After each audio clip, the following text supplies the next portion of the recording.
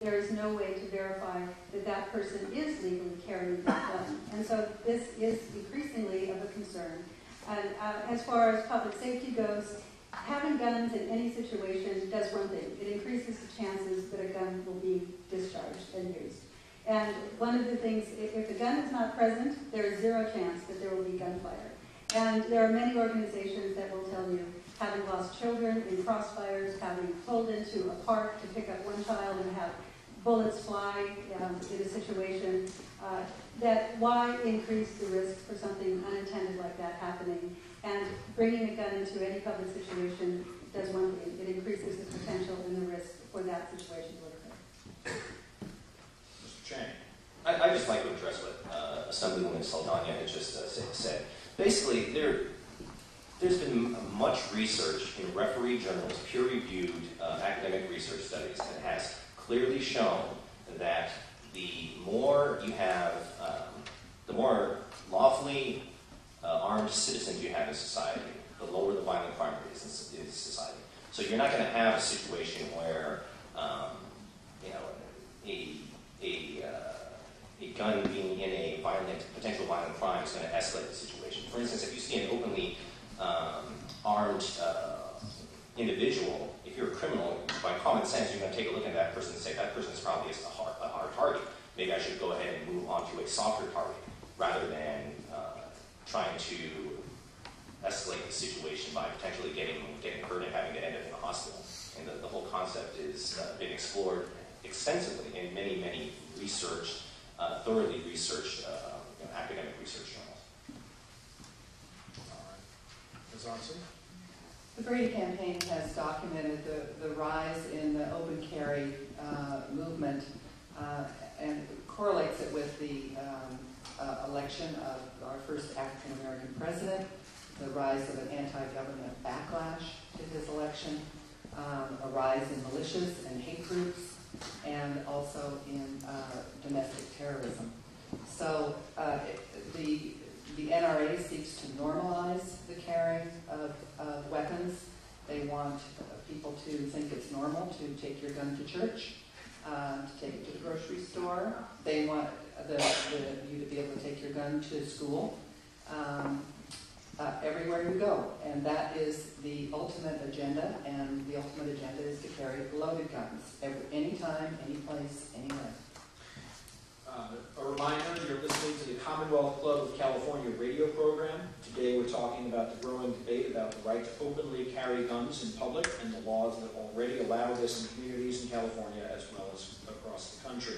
Our panelists are Adnan Shahab, Republican candidate for State Assembly and open carry advocate; Karen Arntzen, California Chapter Services Coordinator for the Brady Campaign to Prevent Gun Violence; Yih-Chau Chang, Press Secretary for the Responsible Citizens of California; and Lori Saldana, California State Assembly member and author of AB 1934. Two related questions for the two gentlemen on the panel. Have you personally been in a situation where your gun has protected or saved your life, and are you afraid to be out in public without a gun? Why are you carrying guns in communities like Lafayette? Are there places you would go where you would feel safe enough not to carry a gun? Mr. Chang?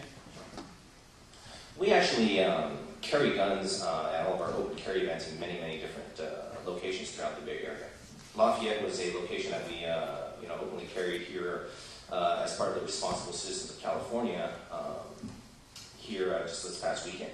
But open carry groups have been demonstrating, for instance, in Vallejo, off of on a beach off of Sacramento, San Francisco. There's been many, many instances where we have been not just to higher income areas such as Walnut Creek and Lafayette, but also to some of the lower income areas. As far as me carrying a gun every day,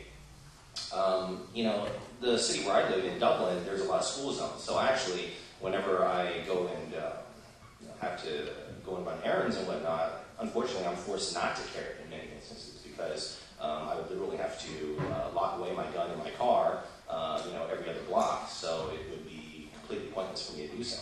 But in other cities where school zones are not quite as prevalent, then yeah, I do carry quite frequently.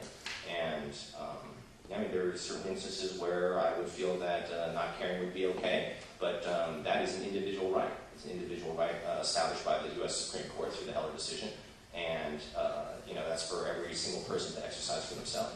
Mr. Shahab, briefly. Luckily, I've never been the victim of violent crime, and God forbid I never will.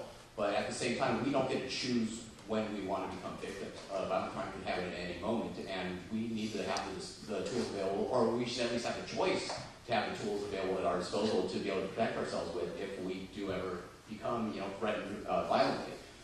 As to where I carry, I live in the city of Fremont.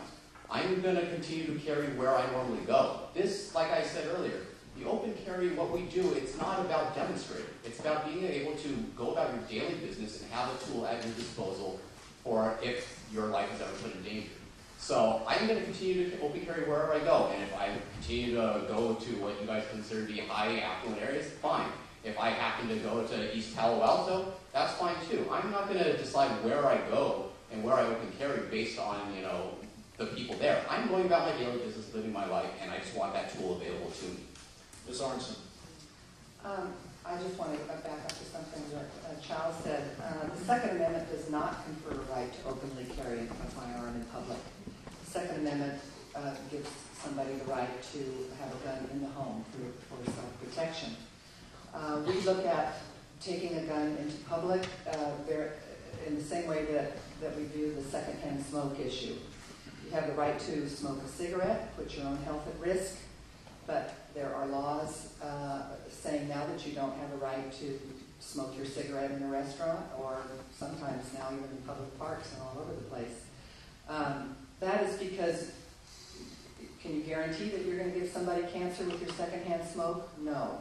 But just because there's a risk, a health risk involved for them getting it, can we guarantee that one of these gentlemen will accidentally shoot somebody, or that there'll be an accident? No. But there's enough evidence that there are risks of accidental shootings with guns, accidents happening, somebody grabbing your gun, to know that by bringing your gun to the restaurant, bringing your gun to the public park where our children are playing, you are extending that risk, that personal risk, out to society and out to the community. So just like the secondhand smoke issue, if you feel that you're safer with a gun in your home, that's fine. But don't put our families at risk by bringing a gun out into the public. Mr. Chang, briefly. I'd like to quote verbatim what the Heller versus District of Columbia majority decision is. Quote, putting all of these textual elements together, we find that they guarantee the individual right to possess and carry weapons in case of confrontation. This meaning is strongly confirmed by the historical background of the Second Amendment. We look to this because it has always been widely understood that the Second Amendment, like the First and Fourth Amendments, codified a pre-existing right. The very text of the Second Amendment implicitly recognizes the pre-existence of the right and declares only that it shall not be infringed.